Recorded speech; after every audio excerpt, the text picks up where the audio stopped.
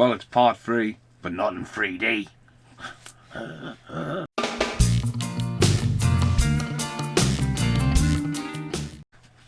Okay, I've just finished watching Friday the 13th, part 3. It's been about a week since I watched part 2. I've actually ended up with another mask, thanks for the love of horror as well. So yeah, drop that on the floor. Actually got to meet Kane Hodder on the weekend as well. But we'll bring Kane Hodder in later in the series when Kane Hodder actually becomes Jason. Now this one's in 3D.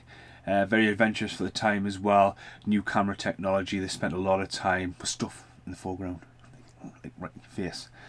And it's very well documented on Crystal Lake Memories that they had a lot of problems with it, a lot of teething problems. But again, it was to try and inject more into the horror. But this is one of the most iconic ones because it's when Shelley passes on his mask onto Jason. And iconically, Jason would now be known as the Mask instead of the Bagman. I thought he was quite scary as a Bagman, a one eye. But again, it goes back to the town that's dreaded sundown, which is something I picked up recently again. It's a weird remake as well, so I'll probably see that down the channel again because I got a little love, quite a quirky little remake. But we're not talking about that, we're talking about Jason. So, sets up after the events. It shows you the second movie. The eyes and the table and real slow motion. Gotta say, this is one of the grittiest ones so far, but except for its little soundtrack, a little disco vibe going on there, I think it's quite a solid film. Jason, the whole lankiness, the stalking, the in and out of the shadows, lurking around, killing people. It's got some of that 80s full-on cheese.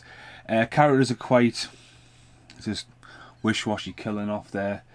I mean, Shelley is memorable because he's the Joker and all that, and there's some really good deaths. A lot of them seem to be regurgitated a bit, especially the Kevin Bacon for the chest. A lot of poking, you know, someone gets poked with a firing stick, someone gets poked that. The best death is the absolutely fucking guy walking on his hands and the whole machete down between the legs. I mean, it's brutal. But yeah, it all sets place around the barn area. The bit at the end there, I think, is quite startling when Jason's stuck in the house in the dream sequence when he's just fucking blood coming down his eyes. That is quite a startling image. It's a very terrifying and well done makeup. But yeah, Jason just basically, he's just slash and kill this one.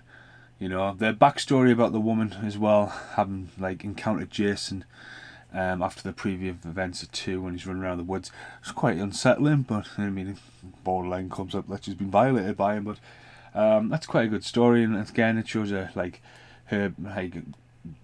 bouncing back and finding courage, and that's why she's the saviour in it. It follows the straight rules: don't have sex, don't do drugs, don't drink, and don't be a clown or you're going to get killed. But yeah, the ending, like the other ones, it's trying to follow the ending of the first, and it just gets a bit weird. You know, is he in the house? Is he not in the house? Has he broke through the door? Is he dead? He's got an axe in his head, so I'm guessing maybe he's dead. He's just been hung, but then he's dead. And then Mrs. Voorhees coming out of the fucking lake. It's just like, and then it cuts back to her being delusional. And then he's lying on the floor. Then you just see the lake, and it's like, right, okay, did you not know how to fucking finish this film?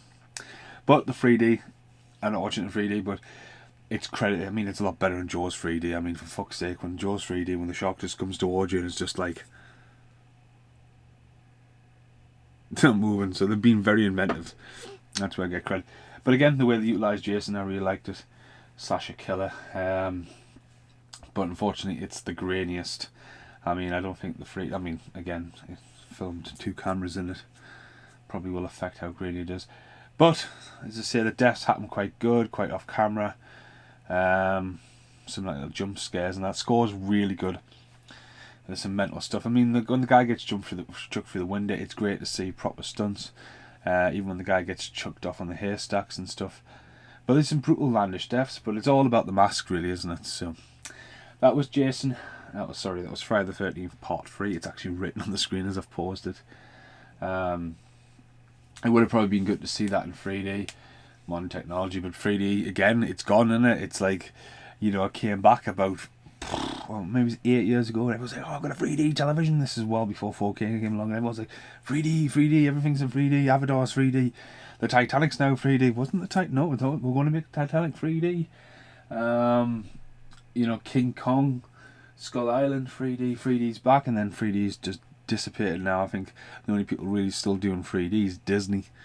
You know, it's went from being a big part of like stores to like being just two shells of just 3D. But it's meant to have a resurgence. This actually on Blu-ray says it will play in 3D, but it didn't do the whole Freddy Krueger and come with glasses. I'm wondering if I use my Freddy Krueger glasses that I've got in my Freddy Krueger box, that it will be in 3D. So hang on a minute, might be an outtake for you, maybe it's not. Having good old VHS Freddy's Dead lying around, still with its glasses complete. Wow, I've just got writing so far. It just hurts my eyes, but first few minutes of the picture are not in 3D, however you will need special 3D glasses. Let's skip forward, let's have a look here. See if it is in 3D. To me anyway. Paramount logo. Okay, I don't need that.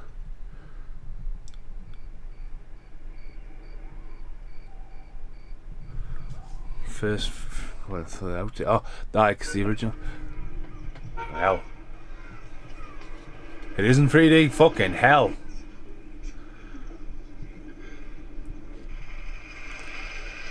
Wow. The White House on the left. So except for the red and like the flashes of blue and green or red and blue, whatever I get. Wow, that looks class. Sex. You guys are getting boring, you know that? Wow. Like totally class. I'm blown away by this actually. I can't sit and watch it for too long. I'm going to edit all day, so I'll have a fucking whopping bad head. But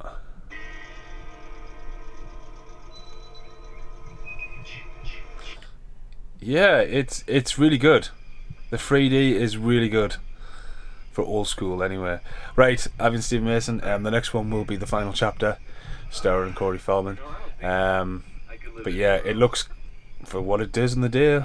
Obviously, if you're getting it now and you put your 3D glasses on and it's not 3D, you'd be like, what the fuck? But no, it definitely looks class. Thanks for watching. Goodbye for now. And now, the end is here.